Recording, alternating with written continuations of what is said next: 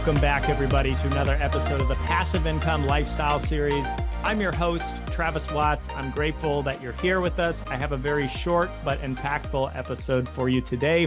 What we're talking about is how to vet a syndication deal. My 5 steps in 5 minutes. Disclaimers as always, never financial advice, not telling you or anyone what to do with your money. Please seek licensed financial advice when it comes to your own investing. What I'm sharing with you today are my steps to vetting a syndication opportunity. So it doesn't mean that they should necessarily be your steps, and you may have more that you want to add to this criteria, but I just want to explain the process from a high level in hopes that it'll add some value for you. So let's dive into it. I'm going to give you the 5 steps, and then I will break them down into more detail. Number 1 is to know your goals and what it is you're trying to achieve. Number 2 is to seek investments that help you move closer to your goals. Number 3 is to find operators who are best in class at what they do. Number 4 is to conduct thorough and proper due diligence. Number 5 is simply to take action and invest. All right, so let's talk about knowing your goals and objectives. I really encourage you to take a little time on this. This may take you an hour, this may take you a day, this may take you a week, but the more thought you put into it, the more clear you're going to get, the more success you're potentially going to have as an investor. So what I mean is knowing your true why. What are you trying to do? Are you trying to retire early? Are you trying to get more time with your family? Is it a passive income goal that you have? Is it a net worth goal that you have? So ask yourself the why. If it's a passive income goal or a net worth goal, why is it that amount? If you had that amount today, how would your life change? What would it look like? How would it be different? Is that really what you're after? And in regard to finding investments that match up and align with your goals and objectives, again, you got to go back to the drawing board. If it's financial independence, that's your goal, then you have to take it a step further. Is it passive income or is it net worth? In other words, do you want to sell off investments or assets to live on those potential profits? Or do you want to live off cash flow that real estate produces? These are very, very different because there's going to be investments that better align to each of those scenarios. For example, maybe a new development deal doesn't produce any cash flow for X amount of years, but has a potential for a higher sale price down the road. So that's an equity-focused goal if you're perhaps trying to build up net worth and equity. Whereas a stabilized cash flowing asset, or even things like maybe a debt fund in the form of a syndication, could perhaps offer you a higher cash flow yield, maybe even on a monthly basis. That may align more for living on passive income. And number 3, in regard to operators and finding best in class operators, you certainly want to read reviews online. You certainly want to have actual conversations with these operators before you decide to invest with them.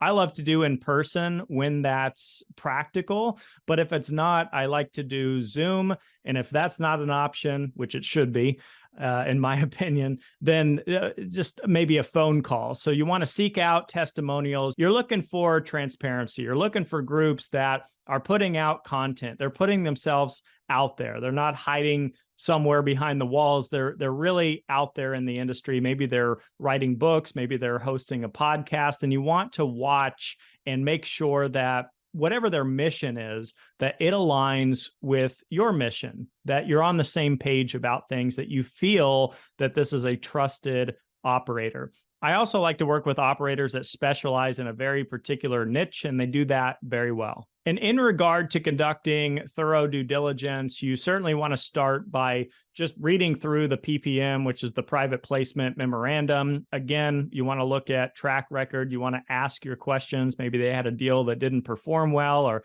maybe they had a capital call, or they lost money on an investment. You want to ask the tough questions ahead of time. And you want to make sure that the operator, the market, and the deal all pencil out for you and meet your criteria. I also like to try to visit the property ahead of time before I decide to invest. And if that's not a practical option for you, you could also do a virtual drive-by using something like Google Maps online.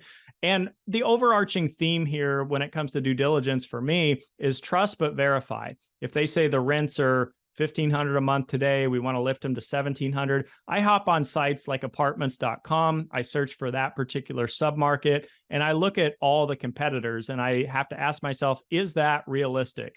Are newer renovated properties renting for $1,700 or higher, or are they only renting for $1,600? In which case, they're suggesting they would be the highest priced apartment community in the area. To me, that would be a red flag.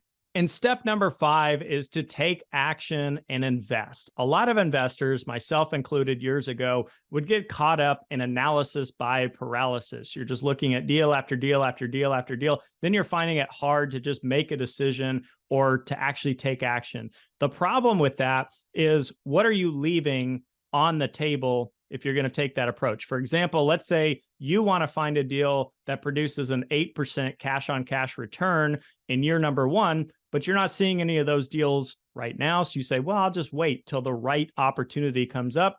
And let's say it takes you 6 months before a deal like that pops up that meets your criteria.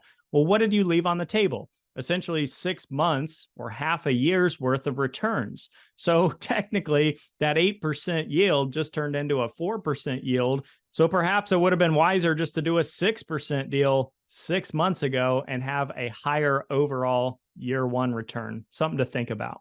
So with all of this, I wanted to purposefully keep this episode short and to the point. I recognize there's much more that we could talk about. If you want to take a deeper dive, learn more about any of these topics or any others here on the Passive Income Lifestyle Series, reach out to me, Travis at ashcroftcapital.com.